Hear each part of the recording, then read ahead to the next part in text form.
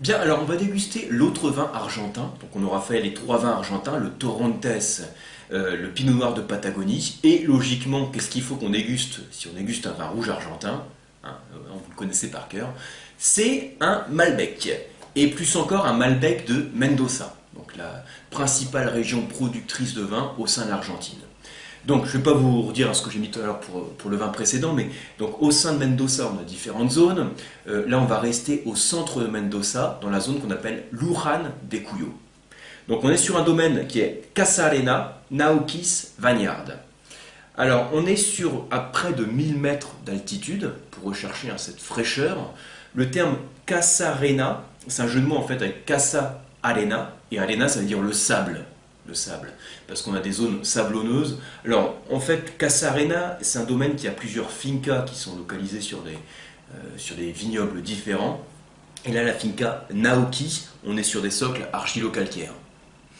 Il faut savoir que sur ce vin, donc sur ce Malbec, on va subir également, on va lui faire subir une macération préfermentaire à froid. Donc vous vous souvenez, précédemment, j'en ai parlé. Le principe, c'est avant le départ en fermentation, on met les pots en contact avec le jus. Pour éviter que ça parte en fermentation, on maintient le cuve au frais, comme ça les levures ne peuvent pas bosser. Résultat, on va extraire du fruit, on va extraire de la fraîcheur. On va voir si ça va se retrouver en dégustation. Donc ce vin a également subi un élevage en fût de chêne français d'1 an. Ceci dit, c'est un fût de premier vin. Qu'est-ce que ça veut dire ça, un fût de premier vin? Ça veut dire qu'on va avoir un fût qui a déjà été utilisé pour un élevage de vin. Et donc le fait d'avoir déjà mis un vin dans ce fût, à l'origine, qu'est-ce que ça veut dire? Ça veut dire que le fût va transmettre moins de choses au vin. Basiquement, pour un petit rappel, le fût, qu'est-ce qu'il apporte? Donc c'est un contenant un peu poreux, donc il apporte des échanges gazeux, une micro-oxygénation du vin qui lui apporte de la complexité, qui le fait évoluer lentement. Mais il va également apporter des tanins, les tanins du bois, qui vont, pour faire simple, s'assembler aux tanins du vin, faire une structure tannique plus souple, et il va apporter également des arômes. Quand on a des fûts de premier vin, deuxième vin, troisième vin, plus on avance, plus il y a eu du vin dedans pendant longtemps, en gros, moins le fût va apporter.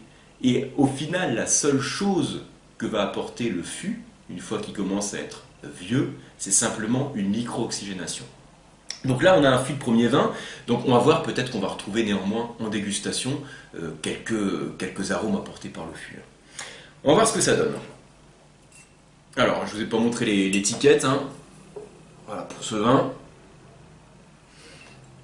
On va reprendre nos 3 étapes de la dégustation que je vais suivre avec la petite fiche de dégustation. Alors là, évidemment, on passe du Pinot Noir au Malbec. Ça va, c'est bien pédagogique comme il faut, ça permet de passer de choses complètement opposées. Regardez, je ne sais pas si vous servez, si vous avez 6 verres de rouge, 6 verres de vin de dégustation chez vous, l'idéal c'est de mettre les vinotes, que vous les servez dans les verres et vous les comparez comme ça. Regardez, je ne sais pas si vous voyez quelque chose d'ailleurs à la caméra, vous voyez peut-être rien du tout. C'est pas grave, je vous le montre quand même. Disons qu'on en a un qui est très pâle ici, notre Pinot Noir de Patagonie. Et puis là, forcément, même si ça reste, pour reprendre les termes de l'affiche, limpide, là c'est clairement soutenu. Je regarde du dessus, j'ai beaucoup plus de mal à voir mes doigts. On sent tout de suite les arômes, c'est aussi ouvert.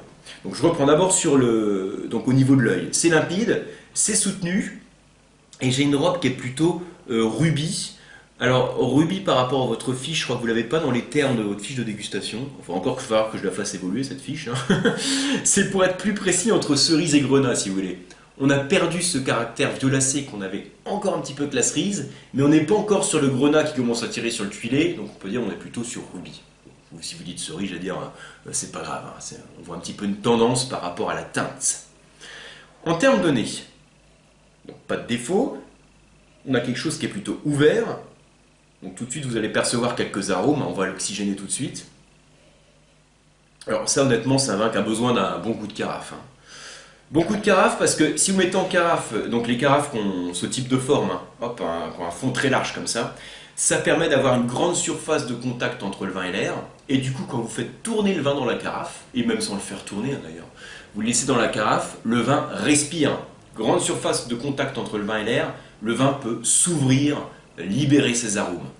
Donc vous, avec le format Vinote, le vin va très vite s'oxygéner, et moi avec les doses que je me mets aussi, le vin va vite s'oxygéner. Vous l'aérez bien dans le verre pour qu'il s'ouvre. Alors, qu'est-ce qu'on va retrouver d'abord dans ce vin? Je vais d'abord avoir quelques nuances de clou de girofle. Et au premier nez, j'avais quelques notes aussi de boîte à cigares. Alors, vous savez, vous prenez une boîte à cigares, je ne sais pas si vous connaissez hein, cette odeur. Vous ouvrez la boîte à cigares et vous avez ce type de notes, un peu de tabac, clou de girofle. Alors ça peut être lié aussi au petit élevage en fût de chêne d'ailleurs au passage. Et ensuite j'ai quelques notes de fruits noirs, je partirai sur le cassis, la liqueur de cassis. Et à l'aération, quelques notes aussi un petit peu végétales, qui vont éventuellement vous évoquer le poivron vert. Alors, le poivron vert n'est pas du tout dominant. Si vous prenez un certain cabernet franc de la Loire, vous savez, sur des climats un petit peu plus frais, parfois quand ça manque un petit peu de maturité, le cabernet va développer des notes végétales qui vont évoquer le poivron vert. Là, on est sur un Malbec, on a quelques notes végétales, on n'est pas du tout sur un poivron vert dominant, mais je vous le cite, c'est pour mettre en avant ce côté un petit peu végétal que vous avez à l'aération. Si vous ne le retrouvez pas du tout, c'est pas un souci, il ne faut jamais vous affoler si vous êtes un peu paumé avec les arômes. À force de comparer les vins aussi sur vos vinotes, vous allez voir qu'on a des choses qui sont très différentes. C'est aussi le but. Alors, en bouche.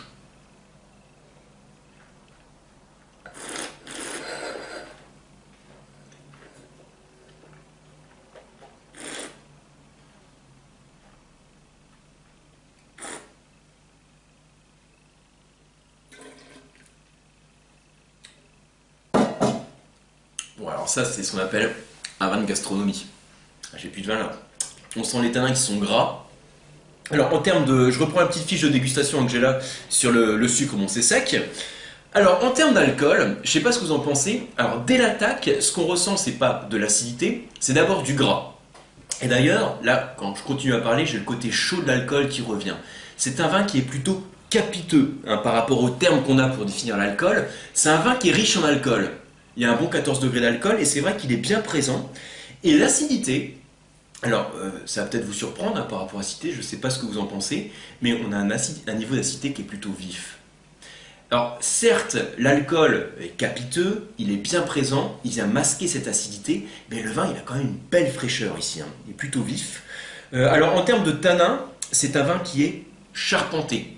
Les tanins, c'est-à-dire qu'ils sont assez durs, on les sent bien, hein, si vous voulez, on a bien la langue qui accroche au palais, et ils sont plutôt gras.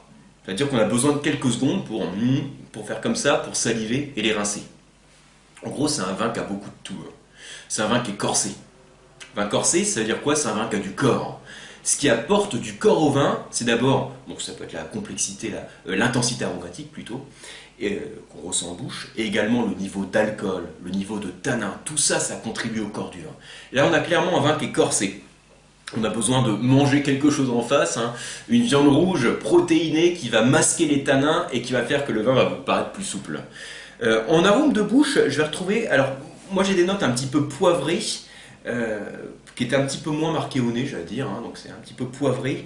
Et également quelques notes de fruits noirs assez mûrs, la liqueur de cassis que je vais retrouver. Avec une belle longueur en bouche, hein, 10-12 secondes. C'est un vin qu'on pourrait définir de fameux, mais qui a besoin de vieillir un peu. Hein. Il a besoin de vieillir un peu pour que les tanins s'assouplissent. Il a la structure pour vieillir. Pourquoi? Parce qu'il a l'acidité, il a du gras, donc un bel équilibre, hein, et il a aussi un niveau de tanin. Il est charpenté, les tanins sont bien présents, mais il a aussi une belle gamme en termes d'arômes. Donc il a quelque chose à faire vieillir. Ce quelque chose, c'est la complexité en termes d'arômes. Donc un vin à faire vieillir dans votre cave. Alors si vous comparez avec un Malbec de Cahors, hein, sud-ouest en France, c'est la région emblématique pour les Cahors. Alors il y a plusieurs types de Cahors là aussi, hein. Il n'y a pas un modèle type du Cahors. En général, le Cahors c'est aussi un vin qui est taillé pour la garde, où les tanins sont bien présents, durs, assez gras, qui a besoin de vieillir. Vous avez après d'autres Cahors qui vont être vinifiés plutôt sur le fruit et la fraîcheur, où les tanins vont être moins présents et qui vont être dégustés plus dans leur jeunesse. Là, on a quelque chose qui se rapproche de la structure d'un Cahors complexe et concentré. Par contre, dans un Cahors, j'allais dire, il y a un petit peu plus de finesse. Alors sans je vais dire critiquer le vin de manière négative, mais il y a un petit peu plus de finesse dans le Cahors, dans le sens où le côté alcooleux est en général moins marqué est moins présent. Je me suis dit, ça reste un beau vin à faire vieillir.